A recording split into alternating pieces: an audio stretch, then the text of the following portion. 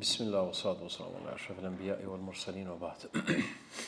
E falenderojmë Zotin xhaleshanu, dërgojmë salavatin mbi Muhamedin alayhi salatu wassalam, mbi familjen e tij të ndershëm, mbi shokët e tij besnik dhe mbi gjithë ata që ndjekin dhe pasojnë rrugën e tij deri në ditën e fundit. Të nderuar vëllezër dhe motra, jemi me ciklin rreth ligjëratave, të cilat synojmë që të gjithë ne të vëdësohemi rreth një haxhi që është ibadet apo që është shtyllë e pestë e Islamit, që të mundohemi sado kudo ta ngritim pak vetdijen si musliman, në veçanti për gjithë ata që si vjet kanë ndo mendjen edhe janë përgatitur për munis për vendet e shenjta. Lutim Zotin xhaleshanu që gjithë haxhive Zoti t'u lehtëson rrugën. Inshallah Zoti ju fal shëndet. Inshallah e kanë një haxh të pranuar dhe kthehen në shtëpitë e tyre ashtu siç i ka lindur nëna, të pastruar nga mëkatet dhe duke u kthyer me shpërblim shumë të madh te Allahu subhanahu wa taala. 3 javët që i kaluam kemi folë për hadithin e gjatë të Xhabirit radhiyallahu taala anhu, që konsiderohet hadithi më kryesor që flet rreth përshkrimit të haxhit të Muhamedit sallallahu alaihi wasallam. Sot është java e 4, na ka mbetur edhe një javë më pas, edhe masonaj u gati më shumë çave inshallah. Sonte me lejen dhe mendimin e Zotit xhaleshanu do të flasim rreth disa ajeteve që Zoti xhaleshanu i ka përmendur në sure të ndryshme, ajete të cilat flasin për haxhin. Zakonisht vllazën, pavarësisht në surën Bekara i kemi disa ajete që flasin për haxhin. Pastaj i kemi 2 ajete në surën Al-Imran. Kemi disa ajete të cilat janë në surën Al-Maida, kemi në surën Hajj dhe kemi në surën Ibrahim. Këto pavarësisht janë surat kryesore të cilat e trajtojnë haxhin, domethënë si shtyllë të pestë të Islamit. Do të mundona që t'i përgjigje disa prej tyre dhe do të fokusona në tema të cilat ka të bëj edhe me ajetet e haxhit, duke nxjerrur disa dispozita të cilat kanë të bëjnë domethënë me shtyllën e pestë të Islamit, pra që është haxhi. Andaj e fillojmë me lejen dhe mendimin e Zotit xhaleshanu.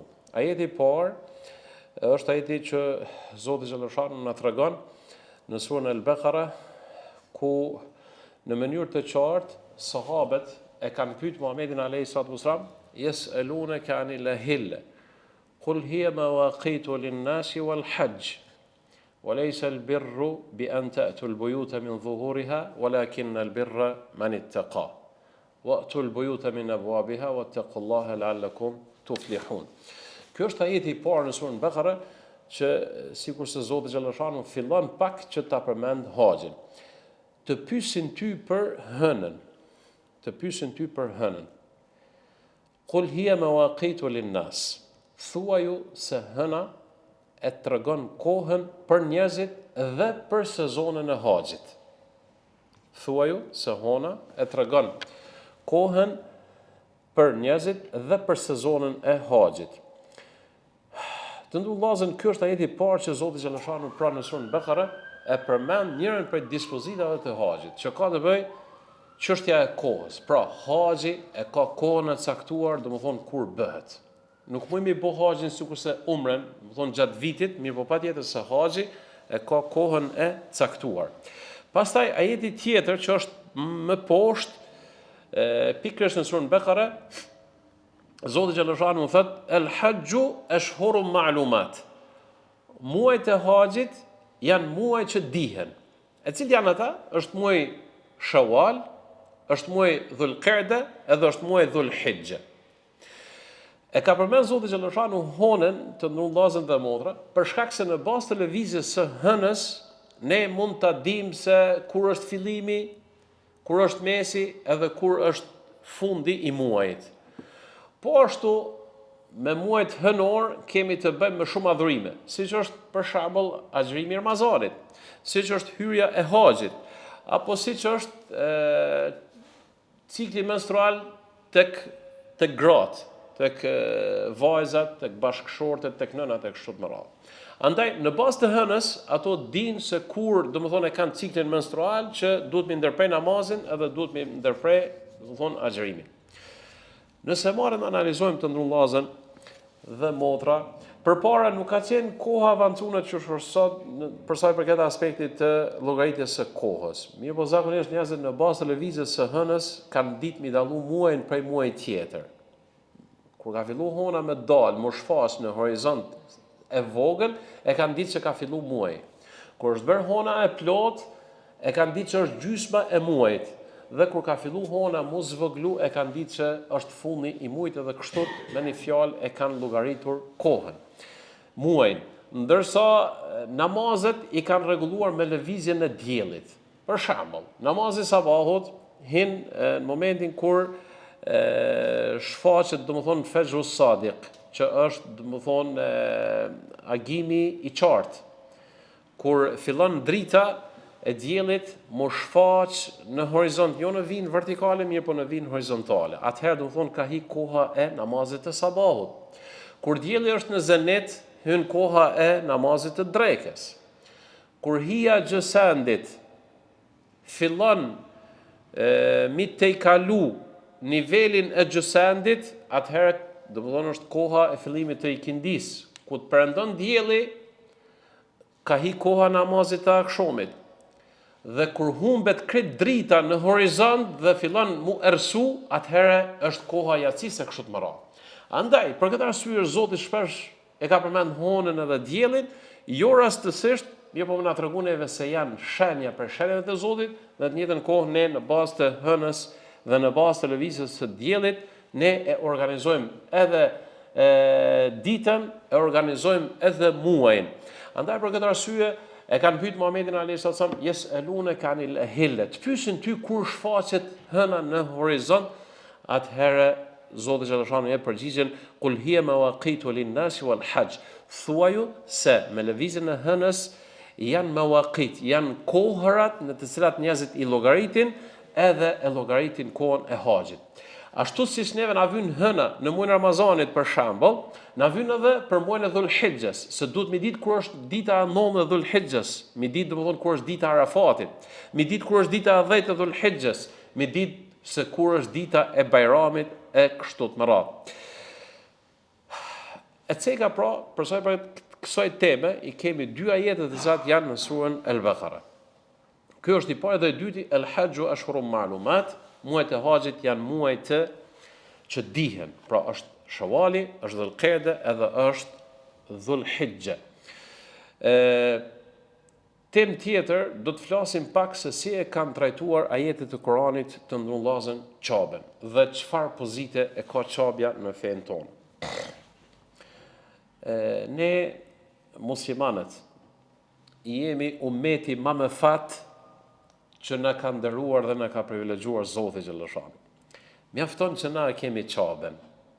Edhe nëse marrim qabën në aspektin e prekshëm, në aspektin fizik, është pikërisht ajo pika nga e cila orientohen krejt muslimanët e globit. Edhe qabja është shumë e veçantë, se është monumenti më i vjetër i trashëgimisë ndash kulturore, ndash fetare, ndash në çdo aspekt. Andaj një haxhi kur të niset për më shkon qabe, le të bindet se u ka shon në vendin më të vjetër që është ndërtuar në shaj adhurimin ndaj Zotit xhallashanuhu. Allahu tebaraka taala thot në surën Al-Imran, "Inna awwala baytin wudi'a lin-nasi lalladhi bi Bakkata mubarakan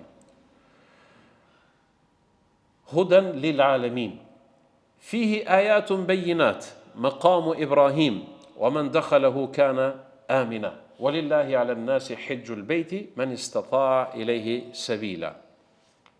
Me të vërtetë, shtëpia e parë e ndërtuar në rruzullin e tokës është qabja e bekuar e cila xhindet në Bekke. Zoti ka quajtur Bekke. Është njëri prej emrave që është quajtur Mekka përpara. Domethënë Bekke, Mekke janë dy emrat sinonimi njëra tjetrës. Inna awwala baytin wudi'a lin-nas, shtëpia e parë e cila është ndërtuar mbi faqen e dheut mbi sipërfaqen e dhëut, është qabja e cila është në Bekke. Pse është quajtur Bekke? Atëherë dietarët kanë japur komentime të ndryshme. Bekke kanë thonë për shkak se ka shumë të llovi, ka shumë grumbull të njerëzve. Edhe është shumë interesante se kur shkon në Qabe, shihni çush mlidhen domethënë njerëzit në një pikë. Edhe bëhet një farlloj të llovie, e cila kjo të llovi jep kënaqësi, jep atmosferë. Pastaj është quajtur Bekke për shkak se njerëzit çajnë shumë. Është quajtur Bekke për shkak se Zoti xhaleshanu nuk ka lejuar që dikush ta pushtoj Qaben. Edhe historikisht, kush ka tentuar prej pushtetarëve të mëdhej që ta dominojnë Qaben, që ta sundojnë Qaben, Zoti xhaleshanu domethënë Bekke anaka jababira. Domethënë Zoti xhaleshanu I kanë poshtur qafat apo kokat e pushtetarëve që kanë pas pretendime mi poshtë domethënë Qaben. Bekke quhet edhe fërkimi I njerëzve që bëhet mes vete. Gjitha këto janë pra që ka dashur Zoti xhaleshanu më jap kuptim qytetërimit, ka dashur më jap se këtu domethënë ka të llovi, këtu ka lëvizje, këtu ka njerëz. Andaj komentatorët e Kuranit, duke u nisur nga sahabët, kanë thonë inna awwala baitin wudi'a lin-nas, shtëpia e parë e ndërtuar për njerëzit, për shenjë adhurimi është ajo e cila është në Mekë. Ali radhiyallahu ta'ala anhu e ka komentuar këtë ajet dhe ka thonë shtëpia e parë në shenjë adhurimi, që do thotë se ka pas shtëpi përpara. Ka pas shtëpi përpara, mirë, po në shenjë adhurimi domethënë është Qabja. Nëse flasim për historikun e Qabes, të ndërllazën është bejagi një teme e gjatë që duhet shumë mu trajtu. Ajo që flitet se mas pari, domethënë e ka ndërtuar me lajket. Pastaj flitet e ka ndërtuar Ademi. Pastaj flitet që e ka ndërtuar bita Ademit alayhi salatu. Ajo që është e sigurt dhe ne e dim që është e përmendur në Kur'an, është se Qaben e ka ndërtuar Ibrahimi alayhi salatu.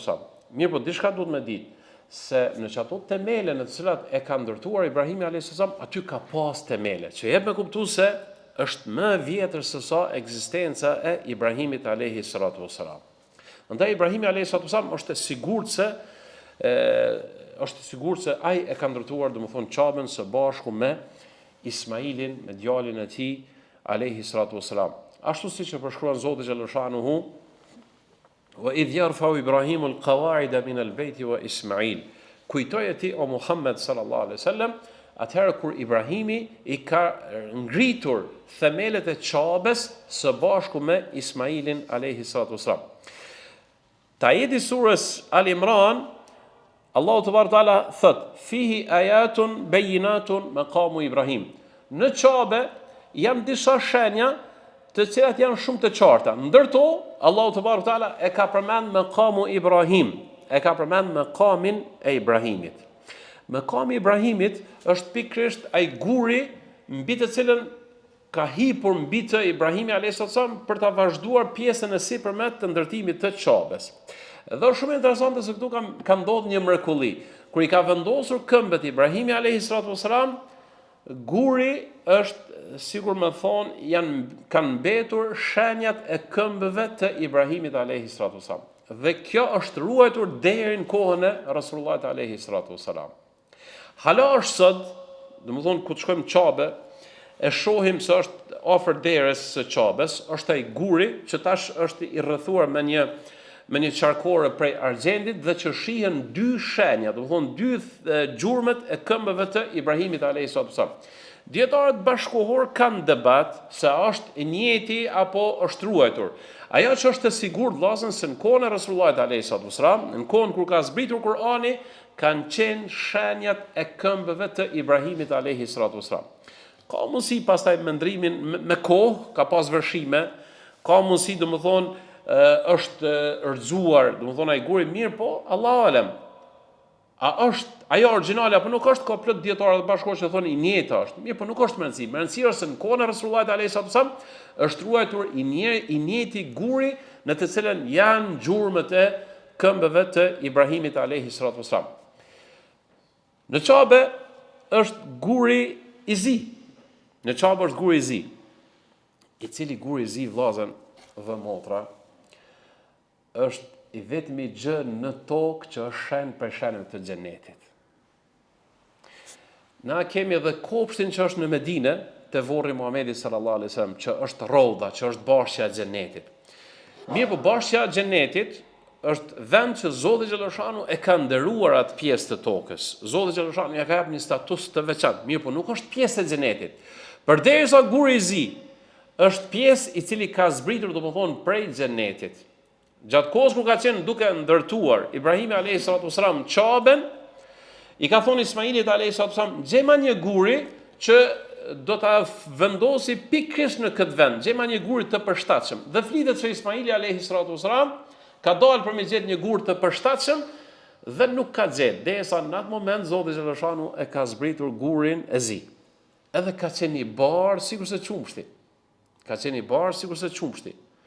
Me një fjalë, ki pasi disa gurë që janë si qilibar, domethënë që vizllojnë, edhe kanë një farë shkëlqimi. Praferësisht kështu ka qenë guri i zi. Ashtu siç ka në hadithe të ndryshme, sawadathu khataya banu Adam.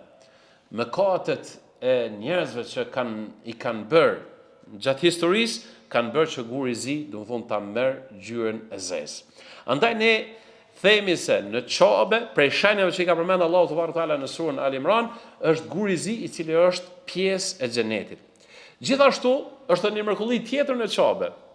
Është edhe uji i Zemzemit, i cili ka dalë ai burim në atë shkretir, në atë vend, në atë territor që është krejt shkambor, që bazë të asaj që flasin gjeologët, domethënë është e pamundshme aty me buru uji, domethënë. Mirë, po kjo ka qenë një mrekulli e Zotit xhaleshanu që Allahu te Teala na rrëfen për tregimin e ujit të Zemzemit, që është po ashtu një mrekulli prej mrekullive, të cilat të gjitha këto e bëjnë Qaben, domethënë shumë interesant. Andaj themi se janë 3 gjëra që Qaben e kanë bërë mi pas këto shenja të cilat njerëzit kushdo që shkon komi prej këto.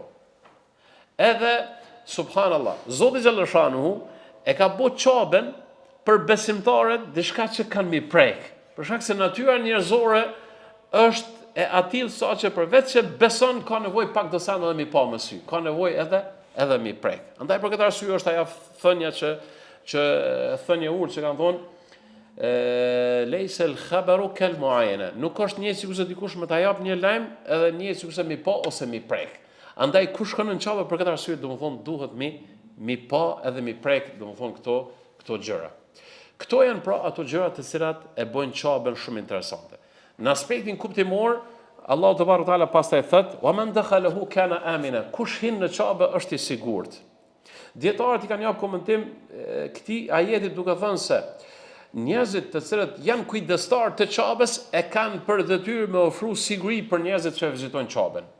Andaj autoritetet të cilat kujdesen për rregullimin dhe menaxhimin e jetës aty në Qabe e kanë për detyrë, e kanë për obligim me ofru siguri për të gjithë ata njerëz të cilët e vizitojnë Qaben. Për këtë arsye ka qenë tradit tek historikisht në Qabe, domethënë nëse dikush ka qenë në hasmëri me dikon dhe ka shku mu strehun Qabe, kur nuk e ka marrë domethënë hakun.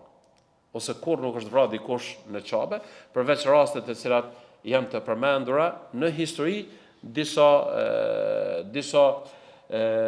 momente të cilat domethënë historianët i përmendin, e që këto janë raste të veçanta të cilat kanë ndodhur.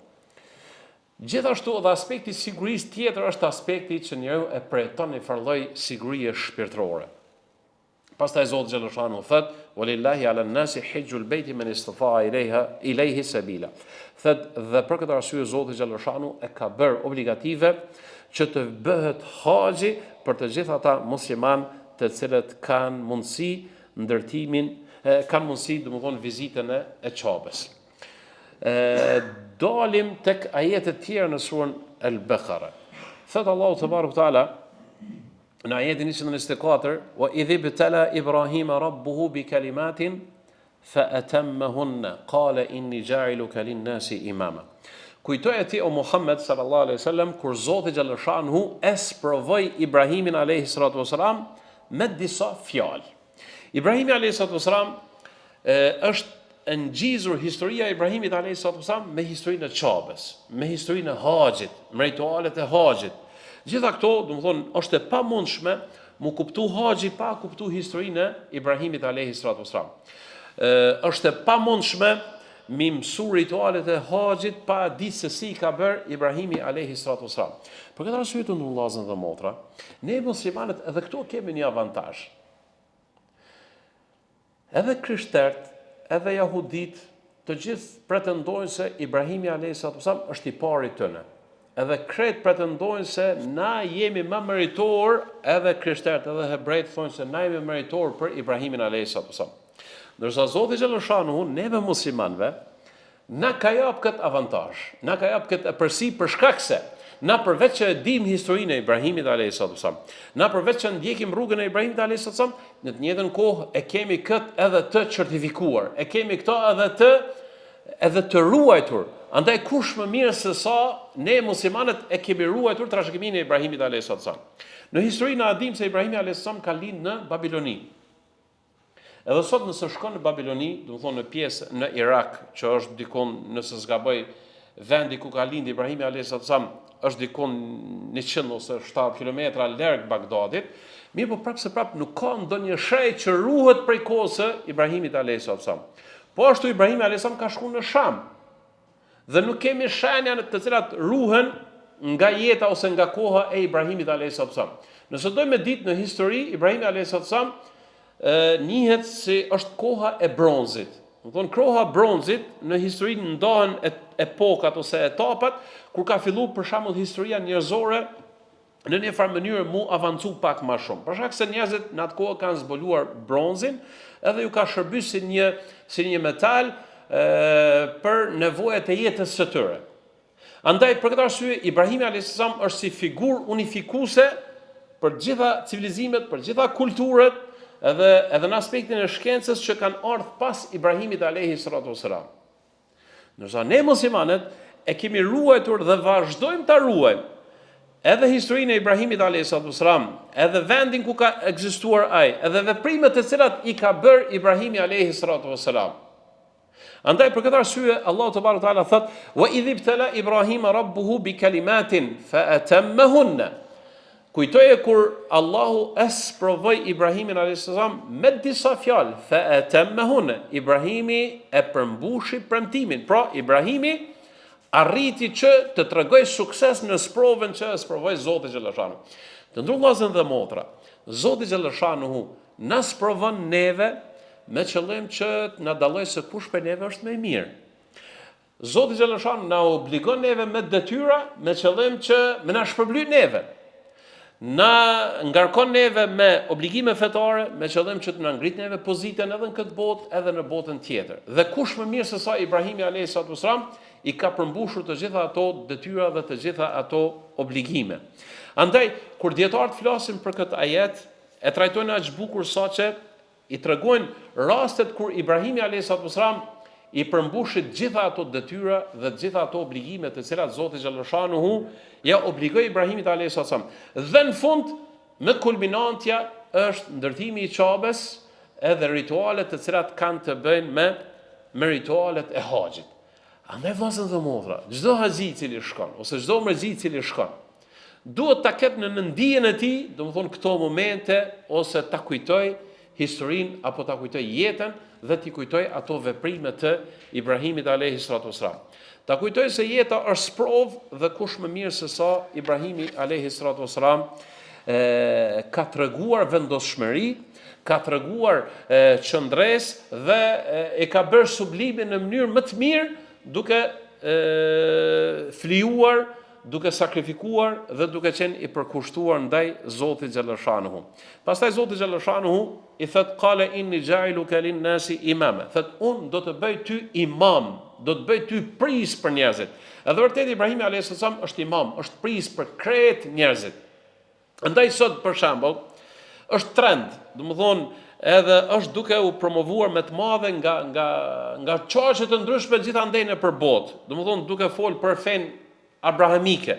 Edhe është, domethënë, vetëm se kanë filluar në vende të ndryshme të botës, për shembull, me objekte të kultit ose objekte në të cilat do të mundohen mi integru 3 fetë për një herë, me pas edhe kishë edhe sinagogë edhe xhami për shembull. me pas rituale të cilat janë të përbashkëta, mu mundu mi largu haramet edhe halalet edhe me thonë, na jemi të gjithë, do më thonë, të gjithë jemi të fesë e Ibrahimit. Andaj nëse dikush meriton mu thirr në emrin e Ibrahimit a.s. na jemi, na musliman, për shkak se e kemi me tapi, e kemi me bazë, e kemi me argument. Kjo është tradita e Ibrahimit a.s. Këto janë veprimet të cilat i ka bërë Ibrahimi a.s. Këtu ka qëndru Ibrahimi a.s. Jeni të gjithë në Mekë, nëse vërtet jeni të sakt, ose nëse jeni të sinqert në ato pretendimet e juja, andaj këtu është Ibrahimi a.s. Kjo është historia ti, çka është Qabja, çka është mëkami i Ibrahimit a.s., çka është Zemzemi, çka është Guri i Zit, gjitha këto janë. Andaj që janë ruajtur me kohë dhe me kohë, që i kanë ruajtur edhe paganet. Na dim historinë e Qabës për shembull kur është ndërzuar në kohën e Muhamedit a.s. Paganet kanë qenë ata që e kanë ruajtur Gurin e Zi. Paganet kanë qenë ata që e kanë ruajtur mëkamin e Ibrahimit a.s. Paganet janë qenë ata që e kanë rihapur pusin e Zemzemit. Dhe kjo është kur është kulmuar me suksesin më të madh, duke ndërtuar Qabën e Ibrahimit a.s. wa idh yarfa Ibrahimu al-qawa'ida min al-bayti wa Ismail Rabbana taqabbal minna innaka antas samiul alim. Duke ndërtuar Qabën së bashku me Ismailin, janë lutur, o Zot, pranoje prej neve këtë sakrifis, pranoje prej neve këtë vepër. Dhe në fund, prej duave që i kanë bërë, Rabbana wa ba'ath fihim rasulan minhum. O Zot, ku të bëhet këtu vend banim, ku të merr ky vend primatin e qytetit, dhe kur të vinë njerëz, atëherë ti o Zot nxjerrë në mesin e tyre një pejgamber i cili do t'u mësoj atyre fjalët e tuaja, do t'i edukoj dhe do t'i mësoj ata. Dhe kjo ka ndodhur edhe Allahu te barekuhu teala si rezultat i lutjes së Ibrahimit alayhis salam, Zoti xhallashanuhu e ka dërguar Muhamedit alayhi salatu wassalam. Ajetet e haxhit të ndrullazën janë të shumta, do të mundona që të ndana tek disa ajete të cilat i trajtojnë disa prej dispozitave të haxhit. Thot Allahu te barekuhu teala wa atimul hajja wal umra lillah fa in uhsirtum famastaysara min al hadi. Thot Zoti xhallashanuhu dhe plotsojeni haxhin edhe umrën për Zotin. Dietarët kanë thonë me këtë ajet të gjitha shtyllat islame, siç është për shembull namazi, siç është agjerimi, siç është zeqati, pra shtyllat islame të cilat kanë të bëjnë me veprime, thot në momentin kur për shembull kur e prish agjerimin, nuk ka mundësi për shembull nëse sot e ke prish agjerimin, nuk ka mundësi çaj agjerim mu vazhdu përsëri. Po ai, domethënë ajo ditë, domethënë është nuk njihet si agjerim legjitim, duhet mi kompenzu. Për shembull, nëse prishet namazi, nuk mundesh mirë i kurpëru namazin. Përveç haxhit. Haxhi e ka këtë status. Wa atimul hajja wal umra lillah. Që do thotë se haxhi, nëse jeni haxh, nuk ka mundësi domethënë mu anulu. Nëse ki bën ndonjë shkelje, atëherë ka mundësi ajo shkelja mu përmirësu. Qysh përmirësohet? Duke e therr një kurban, ose duke jap lëmosh, ose duke agjeruar. Pra këtu e shohim se haxhi, pra në aspektin juridik, i ka disa dispozita të veçanta. Pastaj përmenden disa prej mahdhuratul ihram që njihen, do të thonë që janë ndalesat që haxhiu, do të thonë nuk i lejohet që t'i bëjë gjatë kohës kur ai është në ihram. Para se me hitë këto, do të mundona që t'i përmendi disa dispozita të cilat janë bazike që duhet mi ditë çdo haxhi. E para është haxhi, sikurse adhurimet tjera fetare, është i përbërë prej shtyllave që njihen si arkanul haxh, shtyllat e haxhit, i ka wajibatul haxh, janë obligimet e haxhit, dhe janë adabul haxh, është edukata e haxhit, edhe janë ndalesat që nuk i lejohet një haxhiu t'i bëjë, domethënë gjatë qëndrimit kur është në ihram.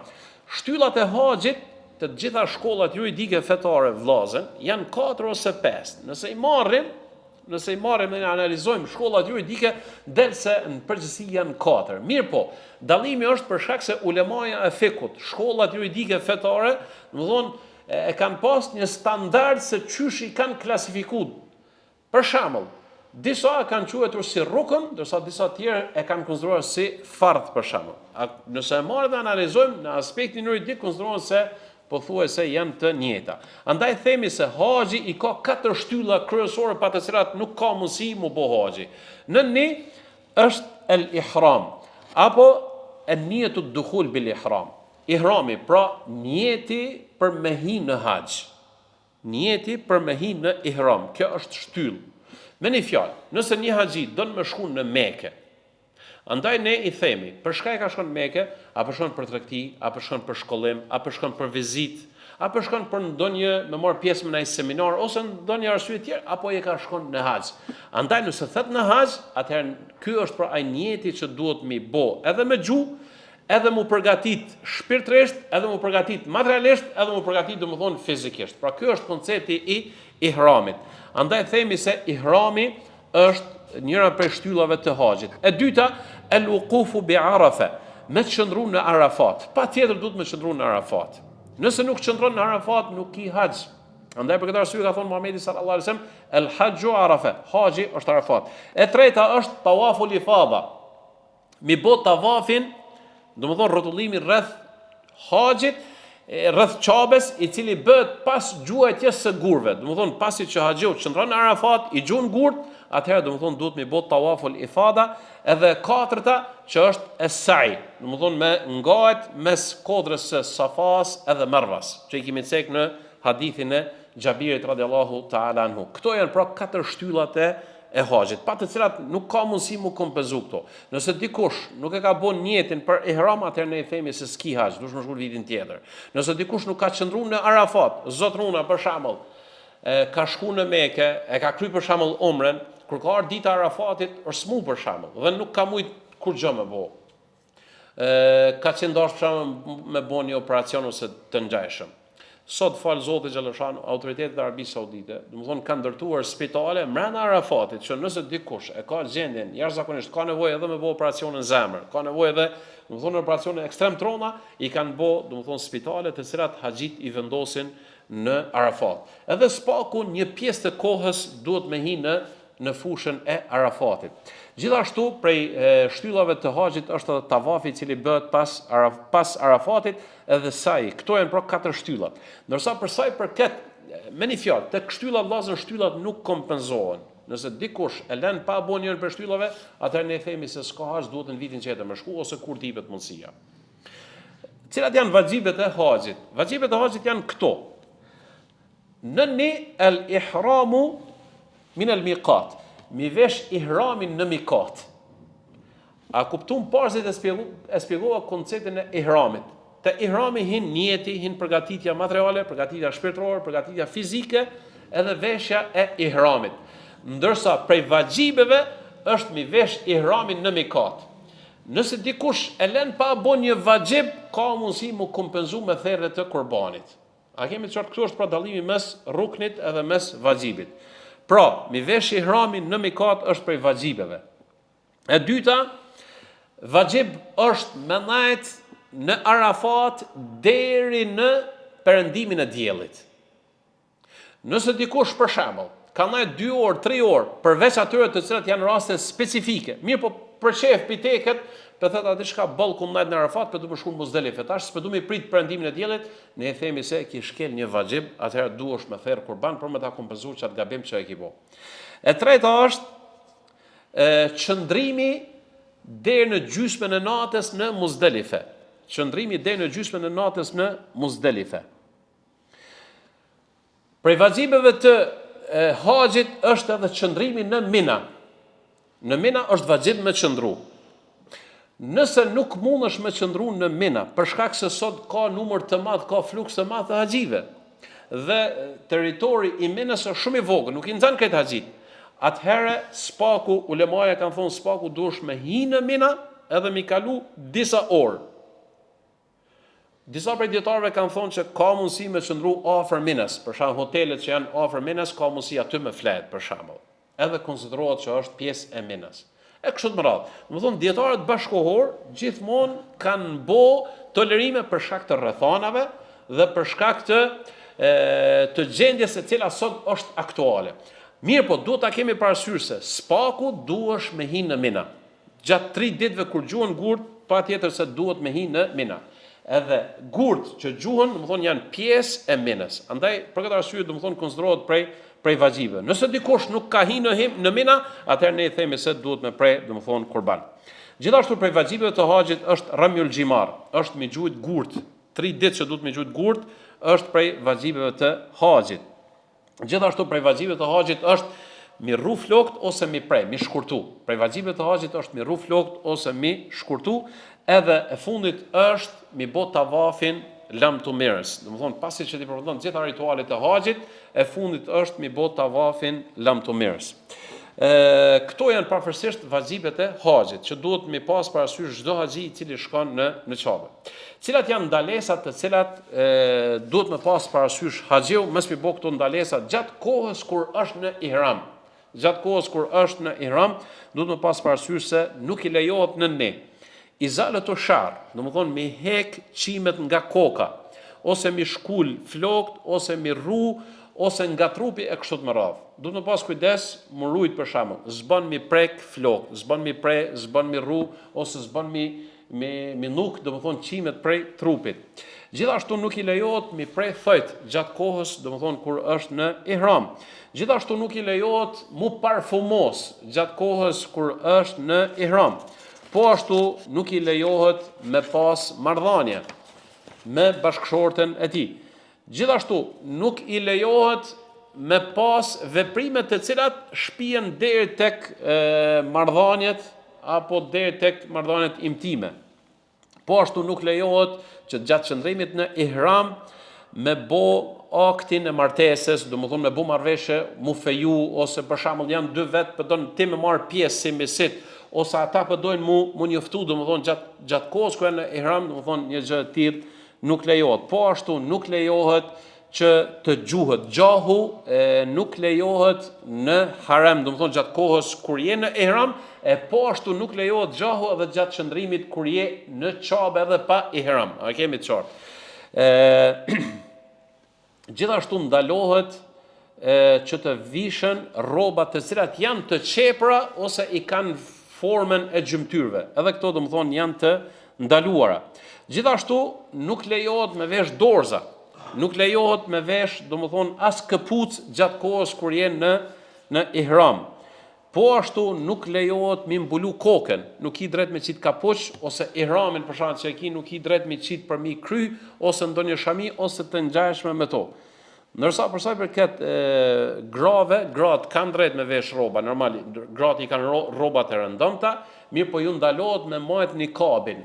Kjo pelhura që qitet në fytyrë, domethënë gjatë kohës kur janë në ihram nuk kanë të drejtë, përveç janë situata që nëse vjen deri tek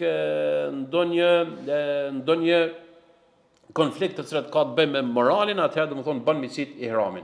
Dhe gjithashtu femrave nuk i lejohet gjatë kohës kur është në ihram me vesh dorza. Këto janë parafërsisht këto ndalesat të cilat kanë të bëjnë me mahdhuratul ihram ose me ndalesat të cilat janë gjatë ihramit. Nëse dikush prej haxhive e bën ndonjë shkelje të tillë, ka mundësi mu kompenzu ose me lëmosh, duke domethënë me ushqim, mi ushqy 6 nevojtar ose 6 njerëz, ose ka mundësi me agjëru 3 ditë, ose ka mundësi domethënë me therr kurban. Përveç njerëz prej tyre që është akti seksual. Domethënë nëse dikush bën marrëdhënie intime me bashkëshorten e tij gjatë qëndrimit në ihram, andaj themi se ka bërë shkelje të rëndë që disa prej sahabeve kanë ja fatva që kanë thonë se duhet uquba mughalladha, domethënë duhet me prend ndonjë deve ose duhet një dënim pak më i ashpër. Pavarësisht të ndërllazën dhe motra, këto janë disa nga ndalesat që duhet me pas parasysh çdo haxhi i cili vishet në ihram. Në fund e kemi një ajet i cili është shumë interesant në surën Hajj, që Zoti xhallahu shanuhu thot la yanalallaha luhumuha wala dima'uha walakin yanaluhu taqwa minkum. Thot tek Zoti xhallahu shanuhu nuk arrin me shku mishi e as gjaku i kurbanit të therrur. Po tek Zoti nuk shkon as mishi e as gjaku. Mirë po tek Allahu subhanahu wa taala shkon ajo devotshmëria, ajo gatishmëria e juaj për të sakrifikuar për hatër të Zotit Xhelashanu, që ky është sublimi më i madh që muslimani e bën për hatër të Zotit Xhelashanu. E lu Zotin Xhelashanu që Allahu të na mundsoj që nga Kur'ani të përfitojmë nga këto ajete të cilat Zoti Xhelashanu e ka cekur haxhin si shtyllën e Islamit, si ritual fetar, dhe që lu Zotin Xhelashanu që të gjitha këto veprime të ndikojnë, të luajnë rolin më pozitiv, dhe që haxhiu me plot kuptimin e fjalës të shndrohet në një njeri shumë të devotshëm, një njeri shumë besimtar, një njeri shumë të përkushtuar ndaj Zotit Xhelashanu, dhe të kthehet në shtëpinë e tij ashtu siç e ka lindur nëna i pastër nga mëkatet, walhamdulillahi rabbil alamin.